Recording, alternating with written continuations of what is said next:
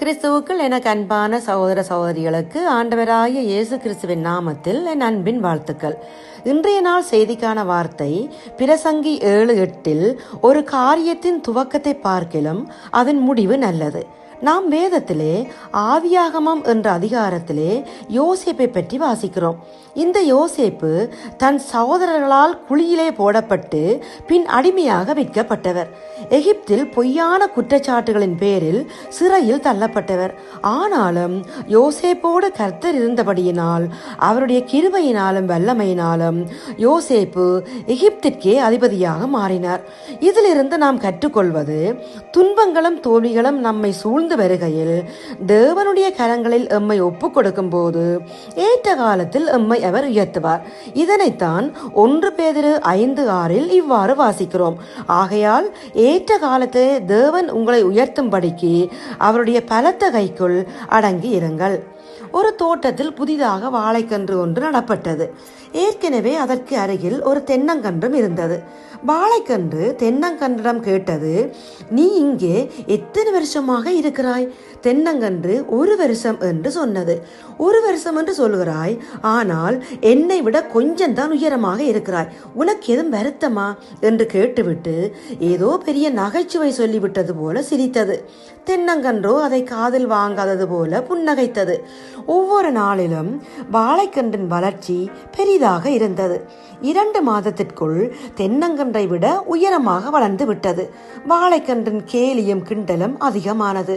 தென்னங்கன்றோ எப்போதும் போலவே சலனமில்லாமல் புன்னகைத்தது. வாழைக்கன்றை நட்டு 1 வருடம் ஆவதற்குள் தென்னங்கன்றை விட 2 மடங்கு உயரமாகி விட்டது. தினமும் தென்னங்கன்றை பார்த்து கேலி செய்து சிரிப்பது மட்டும் குறையவில்லை. கடவுளுக்கு உன்னை மட்டும் பிடிக்காதோ? நீ இருக்கும் மண்ணில் தான் நானும் இருக்கிறேன். உனக்கு கிடைக்கிற தண்ணீர் தான் எனக்கும் கிடைக்குது. ஆனா பாரு, நான் மட்டும் எப்படி வளர்ந்து விட்டேன் என்று வார்த்தைகளாலே குத்தி காயப்படுத்தியது. தென்னங்கன்றிடம் புன்னகை தவிர வேறெந்த பதிலும் வரவில்லை. இன்னும் சிறிது காலம் சென்றது. வாழையிலிருந்து அழகான குலை வெளிப்பட்டது. அது பூவும் காய்களுமாக அழகாக மாறியது. இரவும் பகலும் தென்னங்கன்றை கேலி செய்து சிரித்தபடியே பொழுதை வாழை கழித்தது. ஒரு நாள் ஒரு மனிதன் தோட்டத்துக்கு வந்தான். வாழை மரத்தை சந்தோஷமாக சுற்றி வந்தான். வாழைக்காய்களை தட்டி பார்த்தான். தென்னை மரத்தை திரும்பி கூட பார்க்கவே இல்லை. வாழை மரத்தின் பெருமை அடங்குவதற்குள் அதன் குலையை வெட்டி எடுத்தான். வாழை மரம் கதறியது. அதன் பெருமையெல்லாம் காணாமல் போய் மரண பயம் வந்துவிட்டது. அது பயந்தபடியே மறுகணம் வெட்டி சாய்க்கப்பட்டது.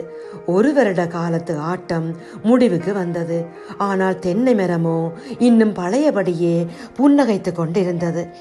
என கண்பானவர்களே, நாம் கொஞ்ச காலம் மட்டும் பயன்பட்டு வெட்டி சாய்க்கப்படுகின்ற வாழை மரங்களாய் அல்ல, நின்றோங்கி நெடிதென வளர்ந்து நீண்ட காலம் பயனளிக்கும் தென்னை மரங்களாய் ஆசீர்வதிக்கப்படவே கர்த்தர் ஒவ்வொருவரையும் அழைக்கிறார். அவருடைய துவக்கம் அற்பமாயிருந்தாலும் அவருடைய முடிவு சம்பூர்ணமாயிருக்கும். எனவே இப்போது நாங்கள் ஜெபிப்போம். எங்களை அதிகமாய் நேசிக்கிற எங்கள் நல்ல தகப்பனே, இந்த நாள் வார்த்தைக்காகவும் நாங்கள் சோதரிக்கிறோம் அப்பா. எங்களுடைய துவக்கத்தை பார்த்து மற்றவர்கள் எங்களை அற்பமாய் எண்ணினாலும் கர்த்தர் நீர் நமக்கு சம்பூர்ணமான முடிவை தருவீரப்பா.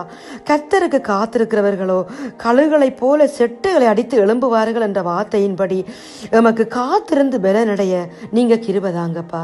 இந்த ஜெபத்தை இயேசுவின் நாமத்தில் எடுக்கிறோம் எங்கள் நல்ல பிதாவே. ஆமேன், ஆமேன், ஆமேன்.